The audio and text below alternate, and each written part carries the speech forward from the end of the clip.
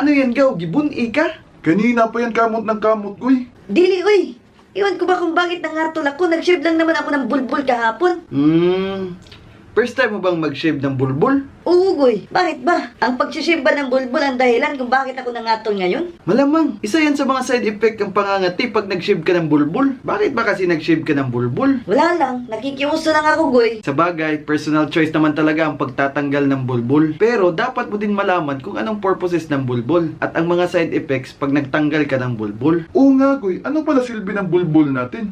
Actually, Brons, yung pubic hair or bulbul ay maraming purposes kagaya ng disease prevention at friction reduction. Pero ang pagtanggal ng bulbul ay may risk din and potential side effects. Pero huwag mag-alala kasi mild lang to. Sabi ng mga researchers, ang ating bulbul ay may 3 main purposes sa ating katawan. Kasama na ito ang reducing friction during sa pagtatalik, preventing bacteria or other microorganism from transmitting to others, and maintaining optimal temperature sa ating pribadong lugar. So the primary benefits ng ating bulbul is to reduce the friction during sexual intercourse or during pagtatalik. Kasi yung balat na nakapaligid sa pribadong lugar ng ating katawan ay sobrang sensitibo. Kaya malaking tulong talaga ang bulbul kasi ito ay natural na nagre-reduce ng friction during sexual intercourse or other activities na pwede kang magkapilas. Ewan ko lang kung ako lang ang naka-experience dito, pero nung bata pa ako, nung wala pa akong bulbul, lagi akong magkapilas kasi yung pawis dumadaan dito sa pribadong lugar, dito sa may bugan, at laging nagkukos ng friction kaya tayo nagkapilas. So malaki talagang tulong yung bulbul. Ang ating bulbul ay nakakatulong din mag-prevent ng bacteria or other microorganism na makapasok sa ating katawan sa pamamagitan ng ating talong at bibingka.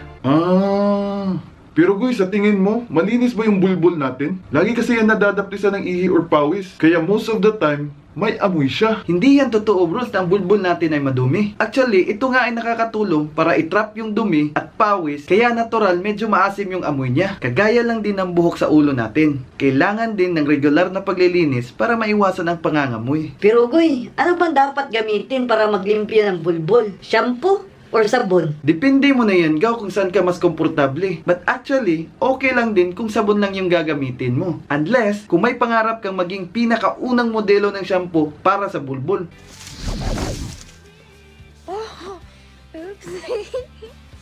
It's very 70s of you. Goy, alam mo ba ang dahilan kung bakit nagugupit o sinishave ng karamihan ang kanilang bulbul? Bronze, ito hindi sa alam ko ang dahilan. Pero, may study na common na lang daw sa mga adults ang pagtitrim or ang paglilinis or ang pag-shave ng bulbul. Ayon sa mga researchers, 60% sa mga kalalakihan at 24% naman sa mga babae na mas gusto nila na walang bulbul ang partner nila. Karamihan ng mga adults ay nagtatanggal ng bulbul sa iba't ibang dahilan, kagaya ng personal preference. Karamihan sa kanila na tingin nila na mas maganda yung pribadong lugar nila pag walang bulbul, at ang feeling na bulbul free.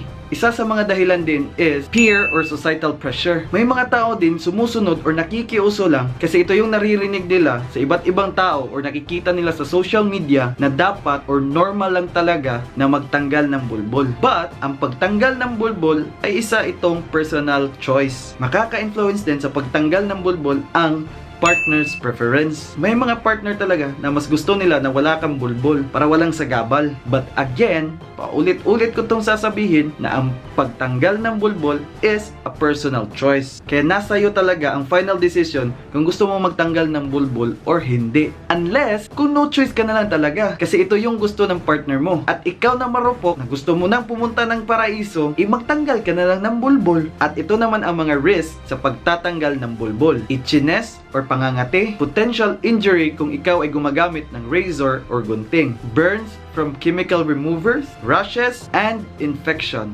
Pero, para maiwasan itong mga risk na ito, my suggestion is pumunta ka ng salon at magpatanggal ng bulbul sa mga professional. Pero, Goy, mawawala naman tong pangangatol ko, no? Siyempre naman, wag mo lang kautin ng masyado. Baka ikay masugatan pa at magka-impeksyon. Pero, Goy, di ko mapugan. Ang sarap kautin. Sabi ng wag mong kautin at yan pa ang maging dahilan na mawalan ka ng etit.